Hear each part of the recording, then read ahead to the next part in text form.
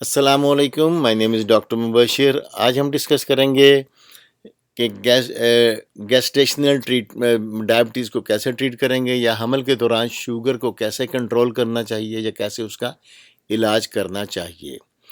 عام طور پر گیسٹیشنل ڈائبٹیز جن خواتین میں ہوتی ہے وہ پریگننسی سے پہلے وہ نارمل ہوتی ہیں، اور ان کو پریگننسی کے 6 منتھ کے اینڈ پہ یا 7 منتھ پہ جب وہ ڈاکٹر ان کی شوگر چیک کرتے ہیں تو ان کو ڈائبٹیز نکل آتی ہیں۔ اب ڈائبٹیز جب ہو جائے گیسٹیشنل ڈائبٹیز تو اس کے بعد اس کو پراپر مینج کرنا بڑا لازمی ہے۔ یہ بوتھ مدر اینڈ بیبی دونوں کی ہیلتھ کے لیے۔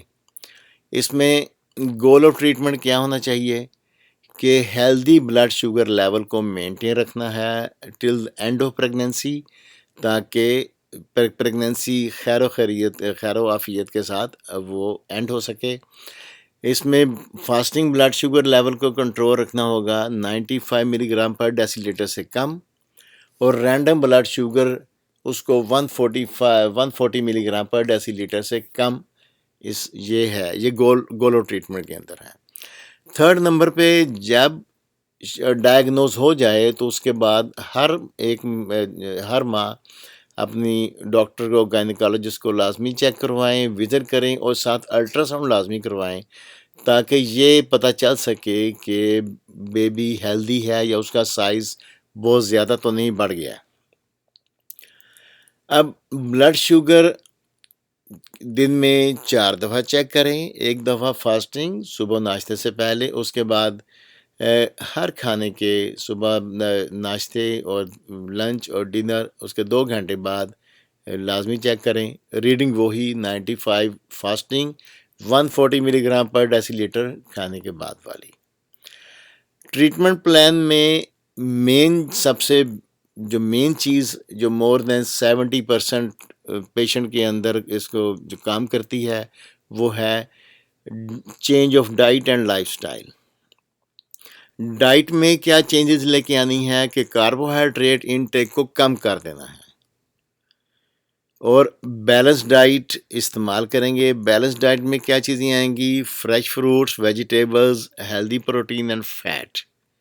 یہ جو ڈائبٹیز میں یا ویسے ویٹ کا جو آج کا پلان میں پورشن کنٹرول کی باتیں، یہ بہت سارے میڈیا کے دور ہے، آپ سب جانتے ہیں۔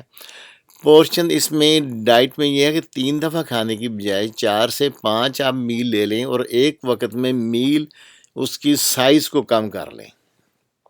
یہ ہے سارا۔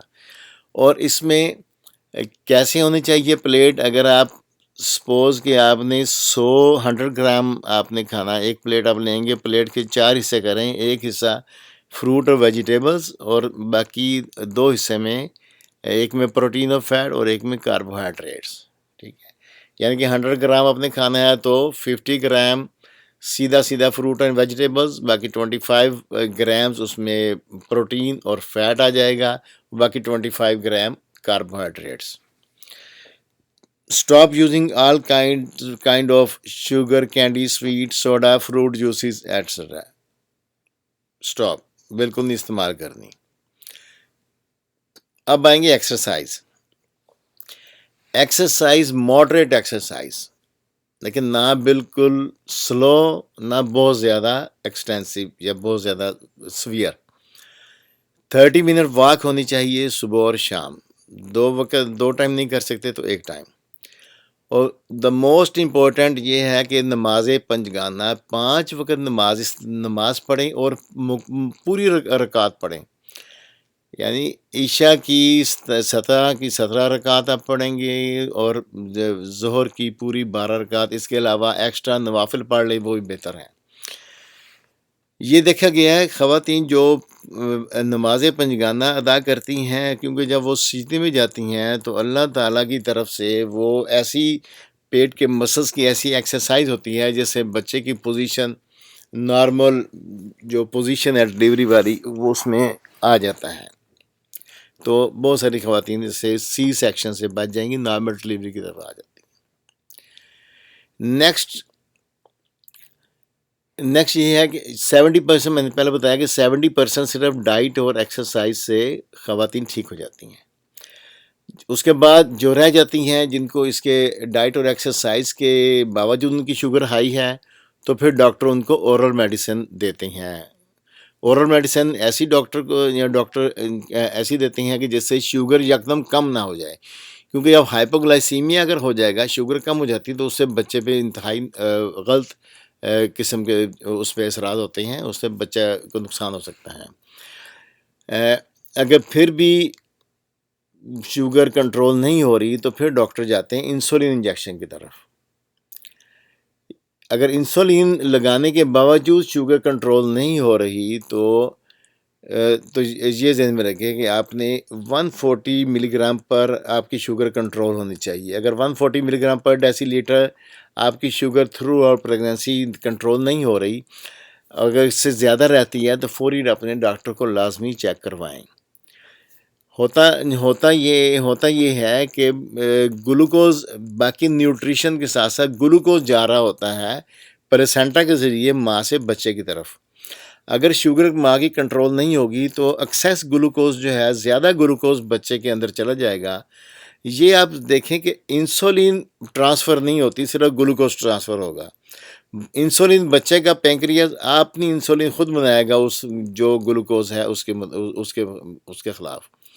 اب بچے کو گرو کرنے کے لیے گلوکوز چاہیے. جب زیادہ گلوکوز مل جائے گا اس کو تو اس کی باڈی زیادہ گرو کر جائے گی، اس سے بچہ فیٹی ہو جائے گا، میکروسومیا بڑا سا اس کا اثر ہو جاتا ہے.